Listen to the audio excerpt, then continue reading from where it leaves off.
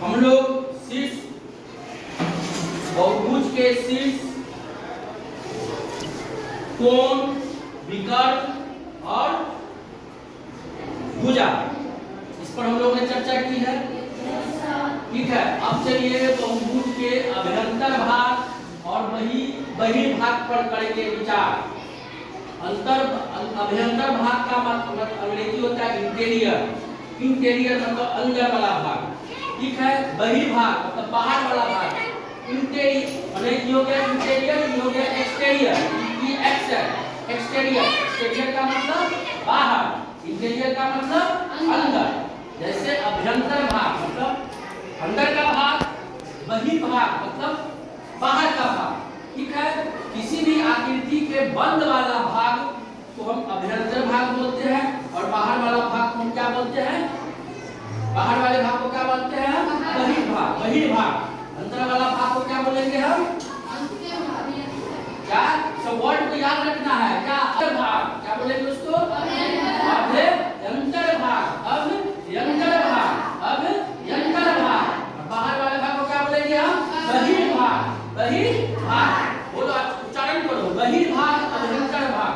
बहिर्भाग अभ्यंतर भाग। बहिर्भाग अभ्यंतर भाग। बहिर्भाग अभ्यंतर भाग। तो बाहर अंदर वाला भाग को हम अभ्यंतर भाग बोलेंगे। यहाँ त्रिभुज देख लीजिए, त्रिभुज का अंदर वाला भाग क्या हो गया? इसको क्या बोलेंगे हम? अभ्यंतर। अंग्रेजी में क्या बोलेंगे इसको? इंटीरियर। क्या बोलेंगे हम? इंटीरियर। कभी कभी आप लोग नाम सुन लीजिएगा, इंटीरियर डिजाइन करती है या करता है बच्चे पढ़ाई के लिए। इसका इंटीरियर डिजाइन भी होता है कि अंदर के घर का डेकोरेशन आप कैसे कीजिएगा। अंदर के घर का डेकोरेशन आप कैसे कीजिएगा, इसका जो कोर्स करता है उसको कहते हैं इंटीरियर डिजाइन। डिजाइन मतलब अंदर के भागों को हम कैसे डेकोरेट करें, कैसे हम सजाएं।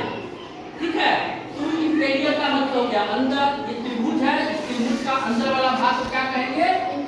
इंटीरियर मतलब अभ्यंतर भाग। और बाहर वाला भाग क्या कहते हैं हम? ये बाहर वाला भाग किसका क्या हो गया? बहिर्भाग। क्या बोलते हैं इसको? बहिर्भाग। इसी तरह चतुर्भुज में क्या हो गया? अंदर वाला भाग क्या हो गया?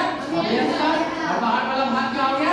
बहिर्भाग। ठीक है, तो किसी भी आकृति के बंद वाले भाग को हम अभ्यंतर तथा बाहर वाले भाग को हम बहिर्भाग कहते हैं। अब चलिए अंतःकोण और बाह्य कोण। अंतःकोण और बाह्य कोण किसको कहते हैं? अंतःकोण और बाह्य कोण, ये शब्द से ही क्लियर हो रहा है। अंतः मतलब अंदर, अंतः मतलब अंदर, बाह्य मतलब बाहर। अंतः मतलब अंदर। शब्द देखिए, अंतः मतलब अंदर और बाह्य मतलब बाहर। बाह्य मतलब बाहर, अंतः मतलब अंदर। अंतःकोण जो कोण किसी भी आकृति का अंदर वाला भाग जो होगा, अंदर वाला कोण क्या होगा? वो अंतःकोण। बाहर वाला भाग को क्या कहेंगे हम? बाह्य कोण। अंतःकोण और बाह्य कोण, किसी भी आकृति के अंदर के कोण को हम क्या बोलेंगे? हम अंतःकोण। और बाहर वाले भाग को क्या बोलेंगे हम? बाह्य कोण। बाह्य कोण। अब इस चित्र में आप देख लीजिए, ये वाला त्रिभुज का एक चित्र है। ये त्रिभुज का, ये त्रिभुज है। ये त्रिभुज का हमने चित्र बनाया। इसमें ये अंदर वाला कोण जो है क्या हो गया? ये अंतःकोण। क्या बोलेंगे इसको हम? अंतःकोण। और जैसे ही इसको आगे बढ़ाए, यहाँ एक कोण बन रहा है, इसको क्या बोलेंगे हम? बाह्य कोण। क्या बोलेंगे हम? बाह्य कोण। अंदर वाला भाग को हम अंतःकोण, बाह्य वाला भाग को हम बाह्य कोण कहते हैं। चतुर्भुज में भी एक अंतःकोण है, अंदर वाला कोण को अंतःकोण, और बाह्य वाला भाग जैसे बाहर निकला कोण उसको क्या कहेंगे हम? बाह्य कोण। अब इतना क्लियर हो गया क्या? अभ्यंतर भाग और बहिर्भाग। अभ्यंतर भाग जो होता है अंदर वाला भाग, बहिर्भाग का मतलब बाहर वाला भाग। ठीक है, अंतःकोण अंदर वाले कोण को हम अंतःकोण बोलते हैं, बाहर वाला भाग को हम, बाहर वाला कोण को हम क्या बोलते हैं? बाह्य कोण। अब चलिए बहुभुज के अंतःकोणों का योग कैसे निकालते हैं? हम जानते हैं कि त्रिभुज के तीनों कोणों का योग कितना होता है? कितना होता है? 180 डिग्री। चतुर्भुज के चारों कोणों का योग कितना होता है? चतुर्भुज के चारों कोणों का योग 360 डिग्री। कैसे निकलेगा वो? सूत्र देख लीजिए, बहुभुज के अंतःकोणों का योग निकालने का सूत्र समझ लीजिए आप। सूत्र से निकलता है। सूत्र क्या है? फॉर्मूला क्या है? 2 × n - 2 × 90 सूत्र में n-2 गुना 90। ये सूत्र आप लोग लिख लीजिए, याद कर लीजिएगा। 2 ब्रैकेट में आ गया 2 ब्रैकेट में n-2 ब्रैकेट बंद गुना 90। ये सूत्र हो गया क्या कि बहुभुज के अंतःकोणों का मान निकालने का।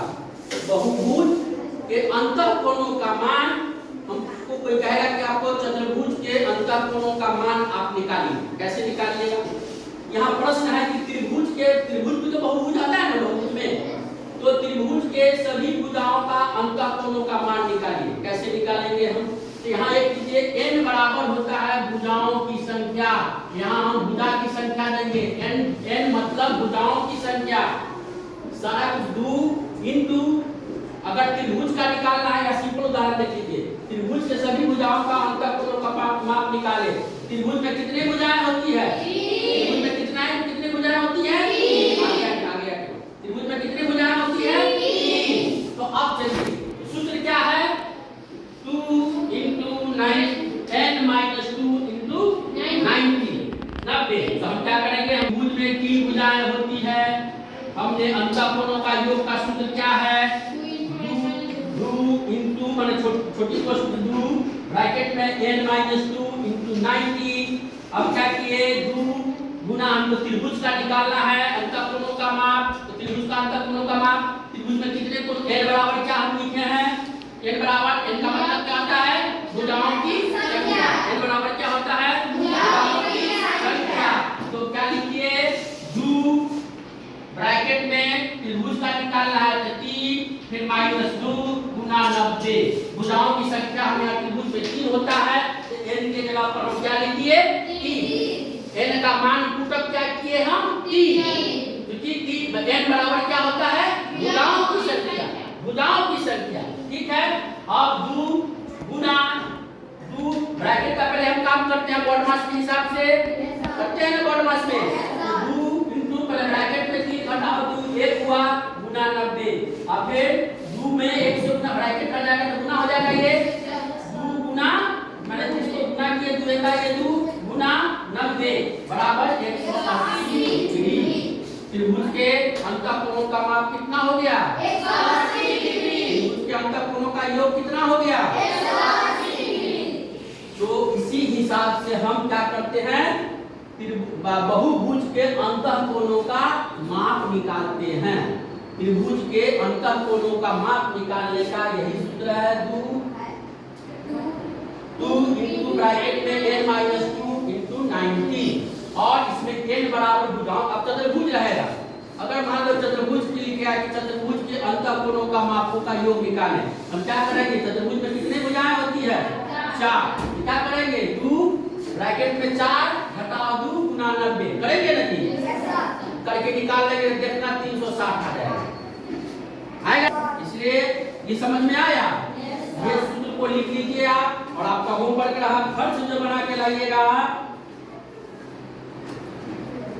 खर्च जो बना के लाना है कि सभी भुजाओं का अंतःकोणों का माप निकाले, लिख लीजिए। चतुर्भुज